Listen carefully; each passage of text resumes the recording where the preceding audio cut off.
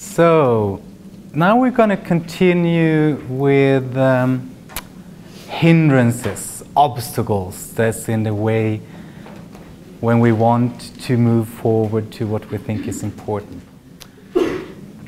So a good question is, shouldn't you feel good when you take steps towards the life you want to live? And I would say sometimes yes, sometimes no. Sometimes when we take steps towards what we really think is important, we might feel vitality, or it feels like, yeah, this is really great. And sometimes it will be really horrifying. There will be a lot of pain. Like a not so dramatic example is, like, I might have mentioned it, something I've found really that I hate on a day-to-day basis is paying bills.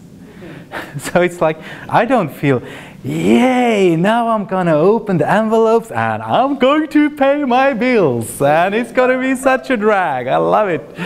No. It's like, oh no, not again. And then I do it and I sort of drag myself through the process and doing it, paying it on the computer. But then when I'm sort of done, I feel, oh, I'm glad I'm having that done, because it's also in the service of having a house to live in and stuff like that. So that's not so dramatic, but it's also like sometimes we can see it as a coin with two sides. So if there is something that is on one side is, I really want this is really important for me. The flip side is that it will have the potential to hurt me and be really painful. So another example, as I work also as a therapist or a psychologist, and I have this woman that has had a really tough background, and when she had a son, and when the son was 8,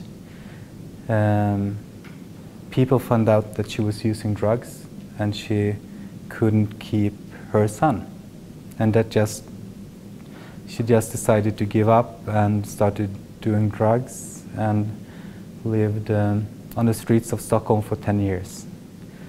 And finally she came to me because she wanted to get her life back in some sort of sense, and what was really valuable and important for her was driving her was that she wanted contact with her son again, that now was the age of 18. So when she decided to do that and start the hard work of leaving the streets, quitting the drugs, getting a job, getting a place to stay, and start initializing contact with her 18-year son, that was something really valuable for her. But do you think this was easy? You think it was a lot of pain involved? Yeah. That was when the pain really hit her. Like the pain of not being in contact with her son, the pain of what she has done to herself, and also the almost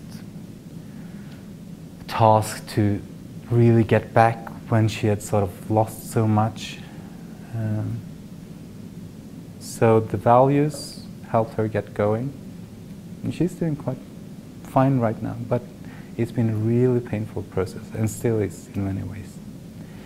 So sometimes also we can see that, so if there is something that I find really valuable, it's pretty certain that somewhere there will be pain related to this as well. And sometimes we can use it the opposite. So if we find pain, then we can also start see, can we turn the coin, what's the value here?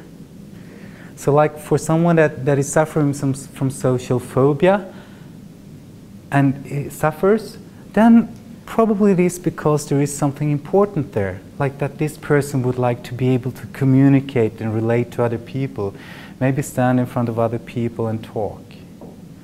If that wasn't important, social phobia wouldn't be a handicap. So it's always those two sides that sort of can help us.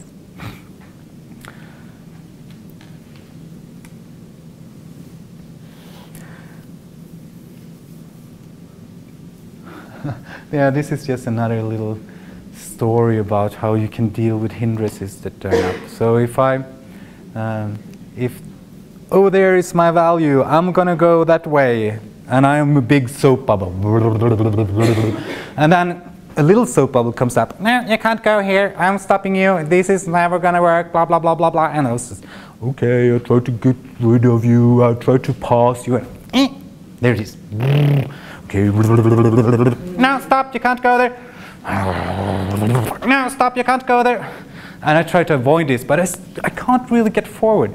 But one way to get forward is to become a soap bubble that meets another soap bubble. Have you seen sometimes when soap bubbles meet that the small one gets absorbed in the bigger one? So that could be like one way, another way of accepting to just like, yeah, give it to me, I'm going to make room for you too. So full contact, and let this small bubble become a part of you as well. So you make yourself bigger to make room for that as well. I had a client that said, like, before I tried to get past my obstacles, and now I just breathe them in. And I think that's a nice way of putting it.